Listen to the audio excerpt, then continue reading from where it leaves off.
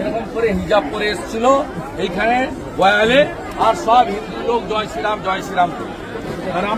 ভারতবর্ষ 2060-এর মধ্যে দেশের বৃহত্তম অর্থনৈতিক দেশ হবে, কিন্তু সেটা মানতে নারাজ মুখ্যমন্ত্রী। হবে না, রাষ্ট্রবিরোধী।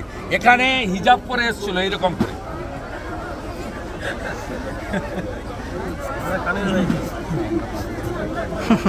এরকম করে হিজাব পরে এসেছিল এইখানে বয়ালে, আর সব হিন্দু লোক জয় শ্রীরাম করে।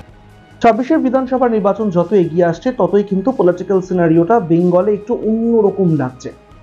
একদিকে যেরকম বিজেপি হিন্দু ভোট নিয়ে লড়ার চেষ্টা করছে, হিন্দুদেরকে জেগে উঠতে বলছে, হিন্দুদেরকে আরো সক্রিয় হতে বলছে, তখন অন্যদিকে রাজ্যের শাসক দল তৃণমূল কংগ্রেস এবং তৃণমূল কংগ্রেসের সুপ্রিমো মমতা বন্দ্যোপাধ্যায় তিনি সব ধর্মে বিশ্বাস রাখেন।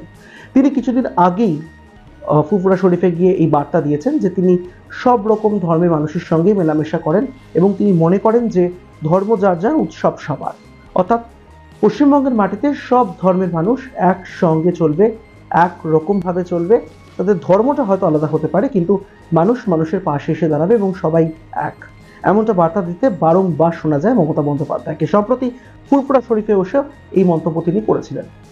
আর এদিন নন্দীগ্রামে শুভেন্দু অধিকারী যে মন্তব্য করেছেন তার রিয়াকশনটা ঠিক কীরকম দাঁড়ায় আগামী দিনে, সেই দিকে তো আমরা নজর রাখবো অবশ্যই। তবে আপনাদের কাছে আমাদের অনুরোধ রয়েছে যে আপনারা এই বিষয়টাকে ঠিক কীভাবে দেখেন, আপনাদের মূল্যবান মতামত আমাদের কমেন্ট বক্সে অবশ্যই রেখে যাবেন।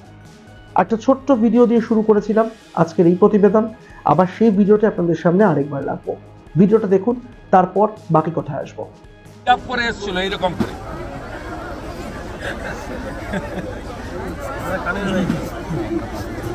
হিজাব পরে এসেছিল এইরকম করে।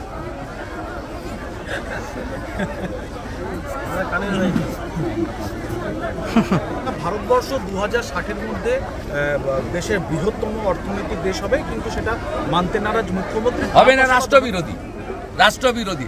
এখানে হিজাব পরে এসেছিল এইরকম করে।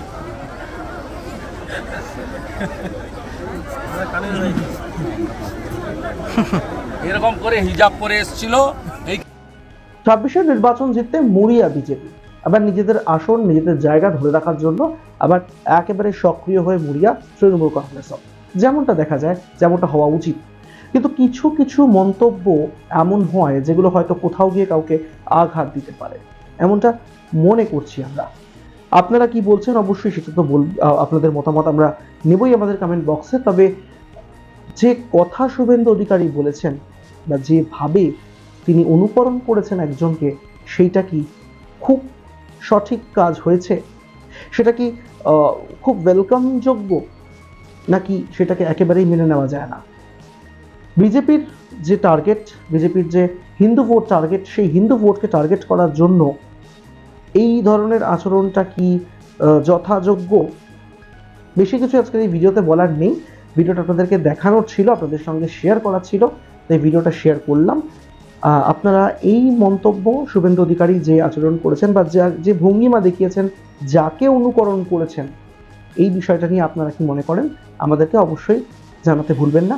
এবং এই ভিডিও ভালো লেগে থাকলে লাইক করবেন, শেয়ার করবেন বাকিদের সঙ্গে, আর সাবস্ক্রাইব করতে ভুলবেন না আমাদের ইউটিউব চ্যানেল এক ঝলকে মিডিয়া।